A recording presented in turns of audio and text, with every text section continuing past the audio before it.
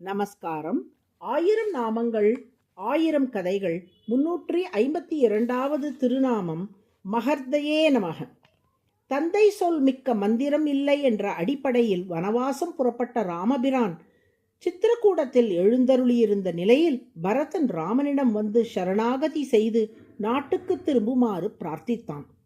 ஆனால் ராமனோ தந்தை 14 வருடம் வனவாசம் போக சொல்லியிருக்கும் நிலையில் அதை மீறி நான் எப்படி நாட்டுக்கு திரும்ப முடியும் என்று வாதிட்டான்.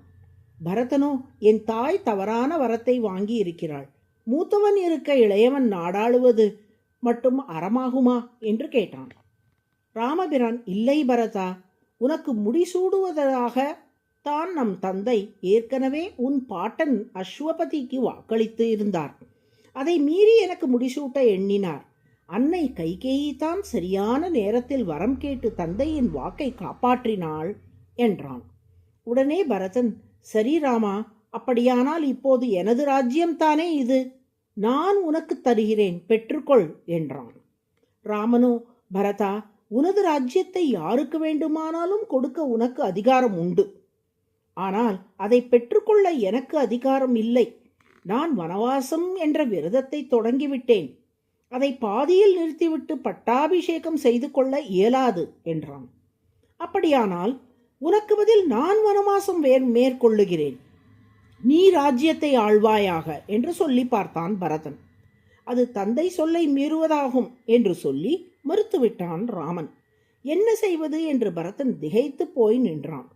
அச்சமயம் வசிஷ்டர் ராமனிடம், ராமா, நீ மனிதனைப் போலே நடித்தாலும் நீதான் திருமால் என்பதை நீயும் அறிவாய், நானும் அறிவேன்.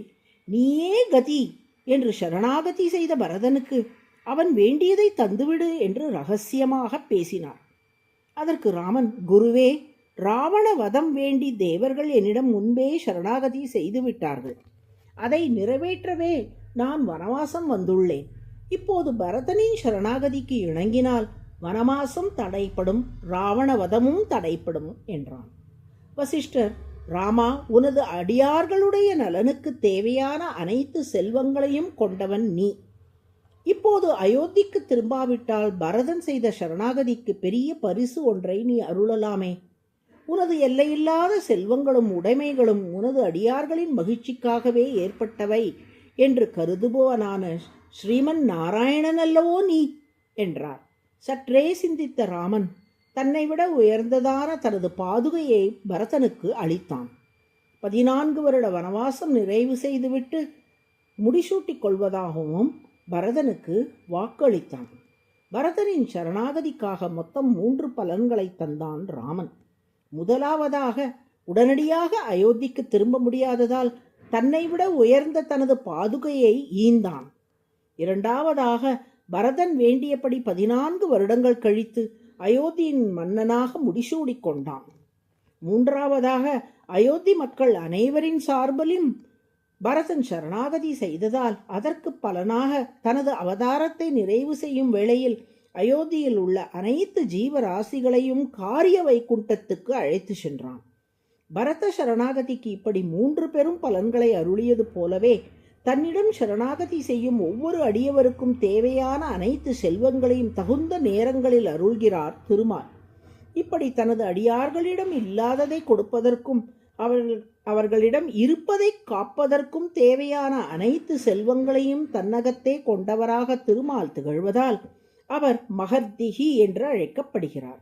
ரித்திகி என்றால் செல்வம், மகர்திகி என்றால் பெரும் செல்வத்தை உடையவர். அதுவே சகஸ்ரநாமத்தின் 352வது திருநாமம். மகர்தயே நமக என்று தினமும் சொல்லி வரும் அன்பர்களுக்கு திருமால் அவர்களிடம் இல்லாத செல்வத்தை தருவார், இருக்கின்ற செல்வத்தை காப்பார். நாராயண நாராயண.